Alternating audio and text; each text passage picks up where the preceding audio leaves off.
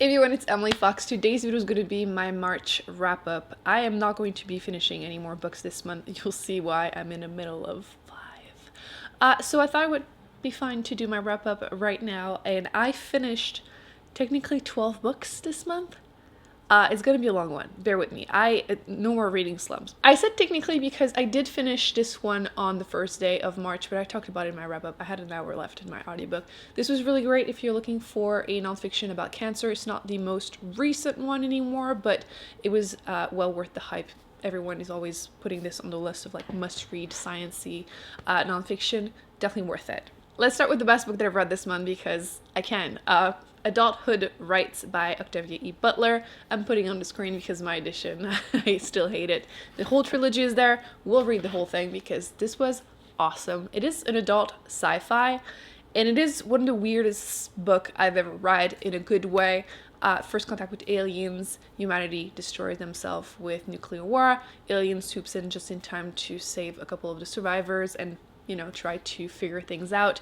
You don't know if the aliens are good, if their version of good works with humanity. It's just really, really interesting to follow the main character, but also more and more in the second book. And I just have no idea where she's going with it. That's literally my thoughts throughout the second book was like, where are you going with this? This is great. She's kind of using that topic to discuss things like racism, sexism, sexuality, and it's really good. I don't know what she's going to do with book 3, but I'm looking forward to reading it. Can't recommend Octavia E. Butler enough. Best book that I've read so far. The first 2 books actually in the trilogy are the best books that I've read this year. So, also, not a spoiler, but I hadn't realized that we had known for this long, because the book was published in the 80s, about how bad plastic is for us. So, yeah, they mentioned it quickly in there, and yeah. The second book that I finished was our Patreon book club pick of the month, and it is The Shadow of the Gods, which is an adult fantasy series that I have seen everywhere. And I was a little nervous because fantasy has been hit and miss for me lately, but this was definitely worth the hype. For me, it's going to be a 4 stars. I definitely got the shock. You know when you start really like hard sci-fi or fantasy and you don't understand the first, like on the first page, like half the words mean nothing to you. I got that vibe literally the whole book with this one. I don't know if we're just not totally vibing, but definitely something I had to like. I do feel like the ending was really good, which is probably what I've struggled the most with a lot of fantasy books. This one, I'm happy with it. It's like a Norse inspired. Also, while reading the book, I couldn't stop thinking about how do people even stay alive. I do want to get more backstory about the world, the gods. We're going to keep it vague. I did like the ending, and I feel like we're going to get more answers in book 2, which I will be picking up. But I just wonder, how do people reach adulthood in these conditions? How? But yes, don't want to say more about it, honestly. Frankly, just go into it not knowing anything. Most people really end up loving it, so it's not a big risk. But yes, I will be continuing. Okay, you know how I was saying that I wasn't very lucky with fantasy? That's kind of how I feel about this one. This is Before They Hang by Abercrombie. This is the second book in the First Law trilogy. I really loved book 1 that I read last year, and I was looking forward to continuing and actually finishing the series this year, but book 3 was not as good, in my opinion. I feel like it's more forgettable. You do get more of the world a little bit in the second book, but I still feel like we're left with too many unanswered questions. And there were some really strong moments at times, I will give it that. A few things I didn't expect, but I just am feeling a little meh about it. Also, does anyone feel like those sex scenes were kind of, not necessarily in the way they were written, but like maybe who was having sex? To be fair, I'm not big to begin with the sex scenes in any books, but this one made me cringe. So yeah, I'm kind of just about it. I will give a shot to the third book just to see how I feel about it, finish the whole thing, and decide if I want to read more by the author. But yeah, I expected more after book 1. And I feel like in book 1 I mentioned how I didn't have an issue with the female characters. I take it back. However, another fantasy book I ended up loving is this one. This is The Queen of Rotterdam, which is the first book in this trilogy. I did that for that vlog I just posted about giving books with cute covers or spines a shot without knowing anything about them. And this has been on my shelf for like years, at least 5 years. I picked it up because of the hype on Booktube, as one does, and I just never got around to reading it. And to be fair, on that shelf, there are a few. I probably should do a vlog about this, like trying a bunch of them, deciding if I read them or not. But this was totally worth the hype. I give this a 4.25.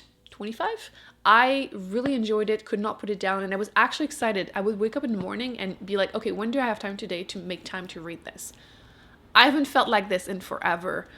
So that was great. You're following this young princess who was hidden away for 18 years between the age of 1 and 19 until she could come back to her queendom and take her place back. But in between that time, her uncle has been in power, and there was a treaty between her mother and the Red Queen, and she arrives there not knowing a lot of history and having to try to figure things out and like make things right. And it was great. I really enjoyed it. I'm looking forward to book 2. Although some of you told me things, I wish you hadn't. But yes, I'm gonna pretend I didn't hear anything and just read it. Okay, next I tried some mystery thrillers, new releases. Eventually I will learn my lesson, probably. Let's start with the best of the two. 9 Lives by Peter Swanson, who is an author. This is my 7th book by him. And it's all because the first book that I read by him was The Kenworth Killing, which was like a strong 4.5 stars for me, and nothing else by him has ever come close to this, sadly. But this one, the premise is interesting. 9 people are sent a letter with their names on it, and one by one they start dying in mysterious... Rudely interrupted by my neighbor. No, but seriously. I thought I would be overwhelmed by the amount of characters because I'm someone that cannot remember any character's name to save my life. Like, could not name one right now. Not. Seriously, not one. However, the author did put a list with the victims on the first page, and you have a little bit of information about them. So in the beginning I was able to go back and look if I wasn't sure, and quite frankly pretty rapidly they start dying, so you don't really have to remember everyone. Like, you're also following the investigation, so like it's a lot of characters, but the writing was fine, the story moved along. Some of the characters I was rooting for to death, not gonna lie. And then some of them you're wondering, why are they on that list? And you just think about it the whole time. So that was totally fine. I even wasn't having any issues with the ending. However, what is up with that epilogue? I don't think I've ever liked an epilogue in a mystery thriller. Because I'm thinking, which ones have I read? Like, especially disliked Survive the Night. To me, this is not as bad, but it's getting there. Like, I was just so disappointed by the epilogue. I wish they had just removed it. It was not necessary, and it just ruined the whole thing for me. I still think this is about a 3 stars for me.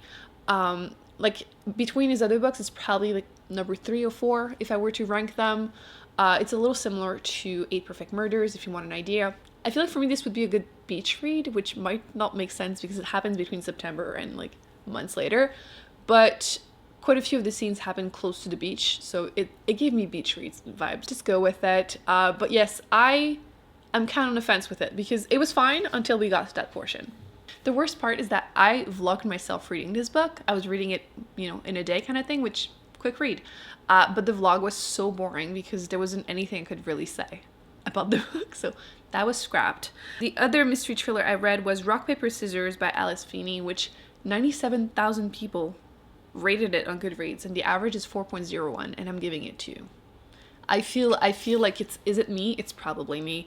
This is my 2nd book by the author. I had read Sometimes I Lie by her, and I overall liked it, but I felt like the tricks to make it good were a little too far for me. Like, it's a woman that comes out of a coma, she sometimes lies, blah blah blah. Like, in this case, you follow a couple who their marriage is not going well, and they're going away for a weekend to this remote church cottage, and the husband is one of those people that can't recognize faces. Listen, those like little tricks to make it unreliable, they just never really do it for me. So it might be a little bit my fault, but that cover was calling my name. It's so pretty. It has to be the prettiest cover I've read. Cover of a book that I've read this year. But yes, I feel like the mysteries throughout the book, some of them you see coming, some of them are just like, nah. I just feel like the book was not memorable. I literally had to go back, confession, and read my notes because I forgot what the book was about. Literally did not know anything about it. And I don't really have that issue super often, but like, if you ask me in a month what it was about, will not be able to tell you. But again, mystery thriller, it's so subjective. People love it, hate it. It is what it is. For the vlog with the covers, I also read The Echo Wife by Sarah Gailey, which I didn't realize she's also the author of Magic for Liars, which now it makes so much sense because that book was like magical school, like murder mystery in a magical school. And it's just like a story with a lot of potential, but just doesn't reach that potential. Same thing with The Echo Wife. This one is an adult sci-fi, and you're following this really smart woman who works as a scientist. She found like a way to make clones kind of thing, and her husband makes a clone of her, and second wife kind of thing.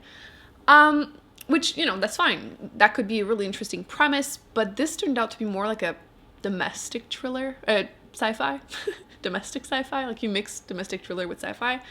And it just, every time things could have gotten good, they just didn't. So I was just really, really frustrated with this book. So I wanted to like it, but I don't really. I feel like it doesn't go as far as it should. I gave it 3 stars, but it's probably like a 2.5. I wanted more from it. This month, I also read a ton of nonfiction, and I mean a ton, and some really interesting ones. I read This Is Your Brain on Birth Control, The Surprising Science of Women, Hormones, and the Law of Unintended Consequences. So basically about hormonal birth control, and I enjoyed the studies about it. A few things that I found interesting. First off, how we respond differently to cortisol, the stress hormone, whenever we take hormonal birth control, which that's worrisome. Also, some stats that were gruesome. The fact that between the age of 15 and 19, if you take certain form of birth control, you can double your chance of unaliving yourself. So I feel like those are all things that should be told to people that take the pill, because you want to be able to give informed consent, which I don't feel like that's the case. I don't know how you guys, it happened for you, but my doctor was just throwing pills at me, which is like, you don't know any better at that age either. By the way, the author is not against the pill. I think it's important to mention she's not. There's also a few studies, it's more like speculations, like it looks like it's going in a direction, for example, how it might affect the way people choose their partners. Like they were doing studies on how like women and men, it might affect the kind of partners you choose and how happy you will be or in your sex life with them in the future if you stop the pill. So I thought all of that was interesting information too. However, the one thing I didn't like, and again, it's subjective, but the tone of the book was so off at times for me. And I did listen to it as an audiobook, and sometimes it just gave me like vibes of like, I'm not a regular mom, I'm a cool mom, which like, it's so not a good time, which whatever, no big deal. But I'm mentioning it because it happened a few times, and then we got to this thing, which that really annoyed me. So obviously including it in here. For women's external reproductive parts, FYI. Even though most of us just call the whole kit and caboodle a vagina, probably because the word vulva is so ugly, this is actually technically incorrect. No, it is 2022. We're not doing this anymore. The book was published in 2018. Still, we're not going to perpetuate the idea that the word vulva is an ugly word. It is not. Vulva, no big deal. I just feel like it's annoying to get that in a nonfiction written by someone with a PhD. No. So yeah, there were a few moments that made me like, ugh, but overall I do think the book is worth reading or listening to as an audiobook. It was great, informative. I do want to keep learning more on the topic. Next, I read 2 books about chronic illnesses, and I feel like I can't help but compare them a little bit because I read them back to back. The first one, I listened to it as an audiobook, was Ask Me About My Uterus, A Quest to Make Doctors Believe in Women's Pain. It's mostly a memoir about the author and how she is dealing with endometriosis, which I also have. But there's a lot of backstory about her life or childhood, which trigger warnings for like child abuse and eating disorder, which I was not expecting when picking up the book. But her dealing with her illness and learning more about how doctors were dismissing her, that was all fine. But I feel like I can't find a better way of expressing it, so just bear with me. I feel like I wanted to read about other people's experiences to feel better, be able to relate to them. But unfortunately, this book just made me feel so much worse. And like, it's unfortunate because her case is definitely more severe than mine. But I'm waiting for surgery, and like, I want to be hopeful, and her story was just so dark, which I obviously feel bad for her, but I just didn't feel good when I finished it. I still don't feel good about it. So I thought I would mention it. You might still enjoy it. It is just my experience with it. The second one that I did read was What Doesn't Kill You: A Life with Chronic Illness. This one, the author suffers from Crohn's disease, which I don't have, but I found this one, even though her life was also very, very affected by disease and still is, I found it more hopeful and helpful, especially if you live in the US. There's a lot of information throughout the book, but also at the end with like, you know, website you can look for support and stuff, and all of that was really, really great. I really enjoyed this one, so if you can only read 1 and 2, I would recommend this one. This one was great. Oh, I didn't give any ratings. It's hard to rate a nonfiction about someone's life, right? The last one before I go to the ones I'm currently reading, I told you it was going to be a long one. I tried to go somewhat fast. It's also nonfiction. I read What Asexuality Reveals About Desire, Society, and the Meaning of Sex, which I didn't know that much about asexuality. I do feel like I learned a little bit more about it. It's interesting to also look at our society, which is very obsessed with sex, through the lens of someone that doesn't really want to have sex. I enjoyed her story. Some of the interviews were better than other. I feel like because I listened to it as an audiobook, I easily went through it. I'm not sure how, like what my experience would have been if I had read the physical copy. Again, your experience may vary, but as an audiobook, it was great. Quick read, like 8 hours, and would recommend if you want to learn more about asexuality. But again, I'm not asexual, so I don't know how exact it is for the people that do have it, so please feel free in the comment section to give me other recommendations, but I think it was good. Now, let's talk about the 5 books I'm currently reading. Listen, life, okay? I've been excited about too many books, I guess. So, I'm reading the classic for the Patreon book club. We're reading for March and April, so I still have time. The Tenant of Wildfell Hall by Anne Bronte. As you can see, I'm like about 150 pages out of like 450. I am enjoying the writing. My edition has like 53 chapters, so like they're really, really short, so I push myself to read a certain amount every day. That's why I'm like slowly going through it. My attention span is just not made for classic books anymore. But it's great. I have been told that when I mentioned that I was reading this, I mentioned a spoiler, but that's how it was told to me, so I'm not going to repeat it. But I think it's really obvious where it's going.